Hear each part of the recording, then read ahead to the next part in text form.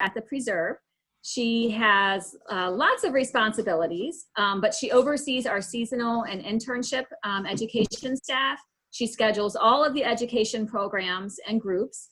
She writes and reviews our New York State curriculum and provides care for our captive turtle collection. And tonight, Jackie's going to talk to us about the Truax burial site. Thank you, Jackie. Thank you, Jody. Thanks, everybody, for joining me today. I first want to thank everybody for joining me. And I'm very honored to show you and present to you this whole year-long process about the Truax Gravesite. I'm not going to get into a lot of the people history. I'm going to save that to the very end. This is more about the actual site itself. So without further ado, I will get started.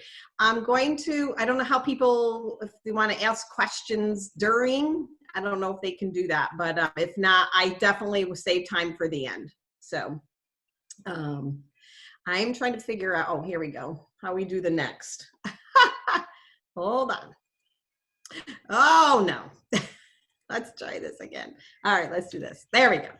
Okay, so the purpose of the presentation today is to share with you all the events that led up to the discovery of the gravestones, the kind of research and background that I had to do, deciding to protect the gravestones, and then the process of restoring the gravestones. And like I said, I will share with you some family history at the very end. So before I continue, I always like to start out with big thank yous. And none of this would have happened without this big team of individuals.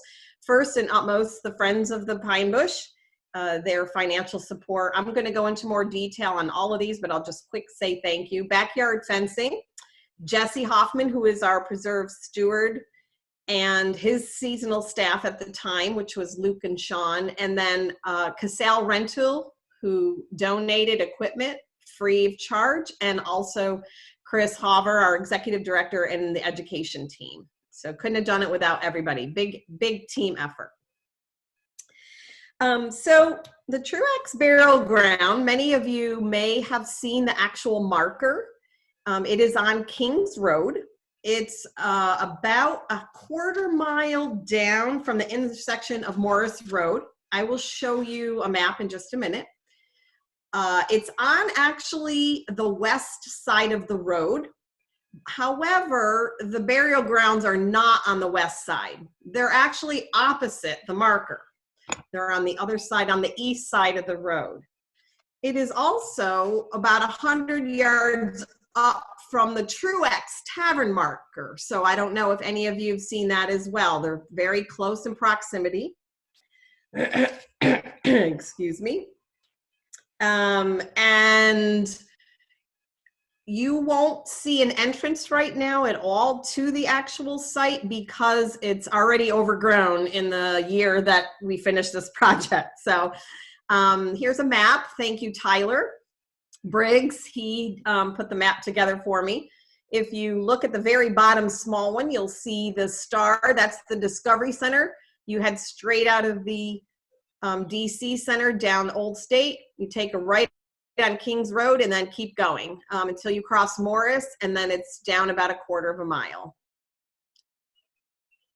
I really wanted to ask people if anybody's ever been there, seen the markers, even heard of any of that. I kind of like to ask questions. I don't like to just keep talking, but I don't know if we can unmute everybody, so I will keep going. Alrighty, so I'm going to take you back just about a couple years now. Oh my goodness, it's been 2 years, to the spring of 2018. Every year, the education staff likes to do outings to other environmental centers or other historic places, just to see how things are, how they work their centers, if we can get any ideas. And so I had idea, like, who knows where the gravesite is? And the only thing Aaron knew is that it was across from the marker. So we headed out, education staff, and we got out of the cars and we were up to our chests in vegetation. And we all split up kind of like in a long line and headed in. and we walked and walked and walked. We found a really cool blowdown from a microburst that went through one time. We did not find anything. We got quite a ways in, and Aaron said, it's not back this far. So we all turned around, started going back. We were all getting really kind of let down, disappointed. And just about we're getting back to the road. We can start to see cars. And I'm the farthest one, let's see, it would be on the north side of this area. And lo and behold, I find, I don't know if you can see it yet, I first see this grave leaning against the tree, and I yelled to everybody, I found it. And then as we walked in, here's another one over on this side. I hope everybody can see that. And then there was another one way back, and then there was a broken one on the ground. And I was very, very excited. Everybody came over, we checked it out. And so we just started to walk out. And of course, we didn't bring a GPS or anything to mark the spot. But we walked back out. We kind of all walked the same way so we could wear a path. And I said to Aaron, you know, we really should do something to protect the gravesite. Even if at bare minimum, try to get a fence. So she said, well, if you want to take the project on, go ahead. So I started doing some research, and some of the first things I was reading about, and I didn't know this, that if there are gravestones anywhere and there are any family members that are still alive, technically they still belong to them. So I had to pull Chris in and ask his sort of permission and help. I had done some phone calls and some, you know, web searches, and we had to ask the lawyers, and actually they found out that the grave sites are ours and that we can do as we need to or want to. Then I had to go to Joel and ask him how we'll manage the area if we're going to burn with the gravestones there, and he said do the same. They'd water it down and burn just like any other part. So I sent out an email to a local fence company, got a brief estimate, and we did not have the funding. So I wrote a proposal to the Friends group. They were so gracious as always, and just very quickly saying, of course, we will give you the money for fencing. I just had to make a couple adjustments with the style, but that's the actual fence that we bought. And then I actually went to the store that to meet the people that were going to put the fence in, just to put a face with a name. They're right around the corner on Albany Street. They're called Backyard Fence. And I have to tell you this story because they're just such lovely people. So I went in the store, and I'm talking with Jerry, who's the gentleman, and you know, I said I got an email from Melissa, and she gave me a quote, but I just wanted to see what it was going to look like, and you know, this, I don't know how much it's going to cost. Can you kind of give me an invoice? And so he yells to his wife, Melissa, and she comes in the room, and she looks at me, and she starts crying. And I said, oh my gosh, why is she crying at me? And she puts her finger up like, wait a minute. And then she says, my kids have always gone to the Pine Bush. They grew up there, and now my oldest is going to college this year. And they were both so lovely. They both looked at me and said, we will donate the fence. I said, but I don't know how much we need or how much it's going to be. And they said, it doesn't matter. So that they were just so sweet, and they came through on us. They were just wonderful. So they donated all the fencing. The next thing was I had to work on figuring out what I want to do with the money now, because the Friends said they were still willing to give us the money, and I wanted to get the gravestones restored. So I really worked all summer calling and emailing and asking people, and it was really, really tough. I could not find someone who restores gravestones. So I kind of, it was real busy. We were teaching. But in the meantime, Jesse said, look, I'm going to get started on the restoration of the site. So then, if just in case you forgot what it looked like, Jesse had to actually make a road, 8 to 10 foot wide road first to get the equipment in. And then he had to clear out all of that, including taking down some really large trees. That's where Casale Rental came in. They just loaned us the equipment again, free of charge. Luke and Jesse and, I'm sorry, I'm drawing a blank, worked really, really hard clearing this. Luke and Sean. And then it became September. That's kind of a quiet time for the education team. And so I got busy again. And thanks to Wendy, actually, she suggested that I give Albany Rural Cemetery a call. There was something in the Times-Union paper and article, and I decided to give them a call and said, what we're trying to do is restore gravestones. Do you know of anybody in the local Capital District area? And the woman I spoke to immediately gave me Chris White, his name, and this is his card. He's not only as you can see, the email down there, a grave digger. He also is a geologist and historian. And so I gave him a call. And the call was like, I even get teary-eyed thinking of it. He's like, oh my gosh, this is so great. I can't come out today, but I'll come out tomorrow.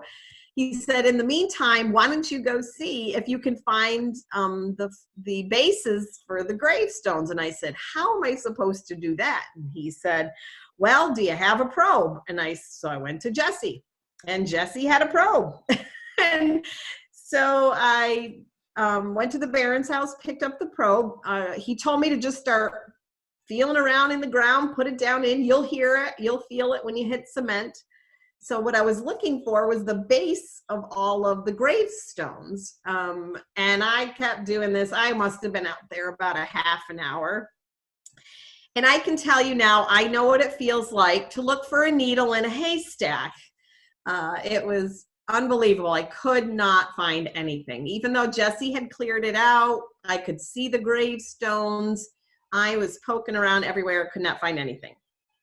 So the next day, Chris met us there with Jesse, and in 5 minutes, he puts the probes in, and tink, we hear the sound. And I was like, somebody who's digging for lost treasure. I started digging in that dirt with my bare hands. We didn't even bring a shovel. We didn't know what it was gonna entail. And so I literally dug barehanded down, and we found one of the bases of the gravestones. It was really exciting. I felt like, again, buried treasure. So Chris started work the next week. And there you can see how much Jesse cleared the site. Right there in the middle is, I don't really have a point. Oh, there it is. In the middle is that huge tree that the first gravestone was leaning against, and we cut all these trees here. There was another big one here. Chris uprighted the two that were already intact. This is a little piece of a footstone. I'll explain that in a minute. And these are the other two in pieces, and the other gravestone here. So Chris had to make the bases, even though he found the broken ones, for the two stones that were there. Oops, I went backwards, sorry. And in case anybody wants to know what he used to make those bases and the footstone, and let me just quick tell you what a footstone is, because I also had to learn. A footstone is another delineation of a grave site. It's to mark off the base of where the person was put in, and they actually use it to put more about the person on it. So he had found the little piece, and he was trying to put it back. He used St. Astaire natural hydrated lime mortar to make the bases. He had to let those sit. And then he had to repair the actual gravestones that were in pieces. This is what it looks like when he put it back together and clamped it. And he used an epoxy to do that. He used an epoxy called Akemi Akepox. It's AKEMI AKEPOX 2030. So he put it all back together. It was amazing, like pieces of a puzzle. I don't know how he did it. Excuse me. And then the next piece was to start cleaning them. The solution he used to clean them was called D2 biological solution. It's not harmful either to the stone or the environment. The longer it actually sits on the gravestone, it will keep enhancing what you see. So this is the before, and I want to show you the after. It's pretty amazing. This is what it looked like after. So you can actually see the names, the dates.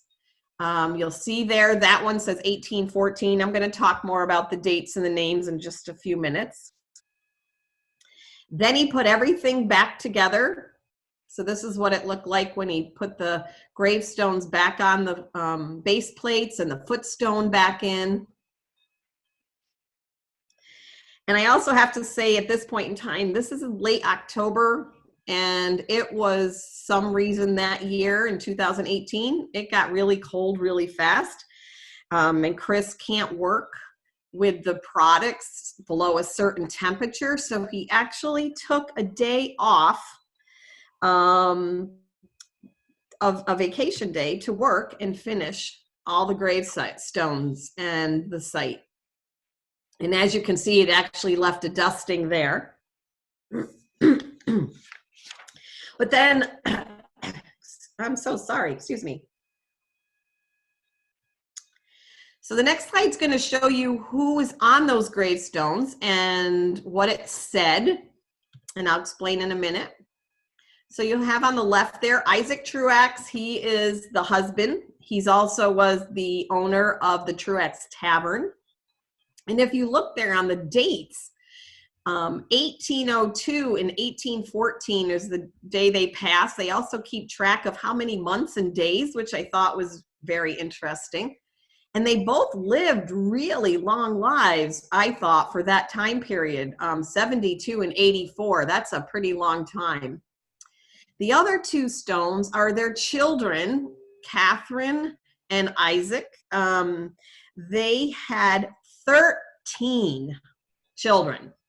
And this was two of them. I'm trying to think what else. Oh, sorry, did somebody have a question? So the Catherine and Isaac had 13 children, and they couldn't see. The one that was broken up was pretty bad, so that's all they could get out. That's all Chris could get out of the Isaac there at the bottom right corner.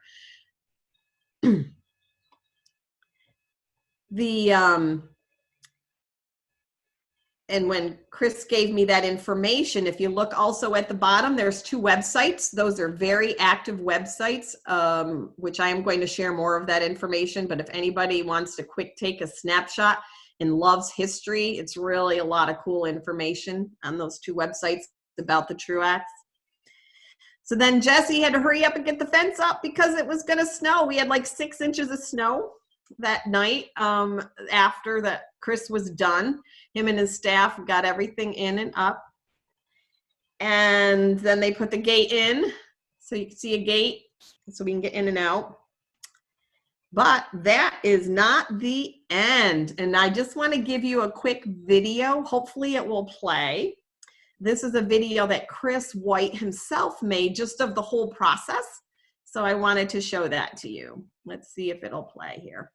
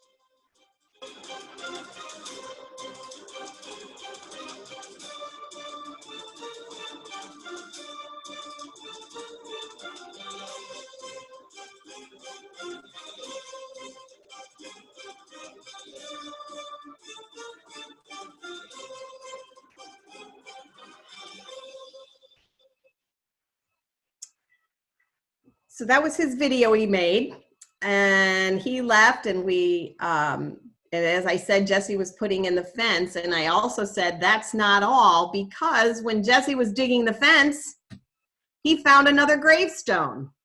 It was totally buried in the dirt, full, could read all of it. I'm not sure if you can see there, it says John Schoolcraft, Truax, and age 13 there at the bottom. So I quickly called Chris, all excited, and said, oh my gosh, Jesse found another gravestone. And he said, well, usually when there's one, there's more. I'll come back next spring and grid the entire area, and hopefully we'll find more. He was really hoping to find more. He did come out spring of 2019, and he did grid the whole area. He searched everywhere to see if there were any more stones in probing, but unfortunately he did not. But he put up the 5th gravestone here, which says John, as I said, John Schoolcraft. It's to the left of the parents. Here it is from another angle. And here is the whole gravesite now with all 5 gravestones. So that is 3 of the children and the parents within the area of the fencing. So I just have to say that this whole project was so exciting for me. I never was a history buff before, and just to be part of this and put it back together like a puzzle and treasure hunt and all of that together was very exciting. However, I had to keep searching because I wanted to know more about the Truax. I also do in June, usually, a historic trolley tour with, oh my goodness, I'm going to forget his name, and a historian, and he talks just very briefly about the Truax, and I wanted to learn more. So I went to the website, the history website, and I thought I'd just share a little bit. I had all these warm feelings. I put this family back together, and lo and behold, Isaac Truax actually is a descendant. That's how they used to spell the Truax name, Dutreux, D-U-T-R-I-E-U-X. They actually landed in Manhattan in 1624, so he is a descendant from him. He came up to this area as one of the more colorful characters of the family, and I'm not using that as in a nice way. He owned the tavern, which had a very bad reputation. It was not only used for smuggling furs, but they were Tory sympathizers. And for those of you who might not know what that is, I was not. They were still for England, and they actually used the tavern to meet for all the loyalists. They also were known for robbing their guests and possibly murdering them. And last but not least, documented on the one website in 2000, the last known document that was written on the website for the family, the tavern was excavated and human skeletons were found buried in what would have been the basement floor. So that is some of the history that I actually found out about Isaac Truax. It didn't say a lot about the children. Again, I haven't done a ton more research. But that's pretty much what I found out about Isaac and his tavern. But his family is there in the grave site and in the fenced-in area. And at that point, thank you very much for allowing me to share this journey with you. And I would love to open it up for any questions.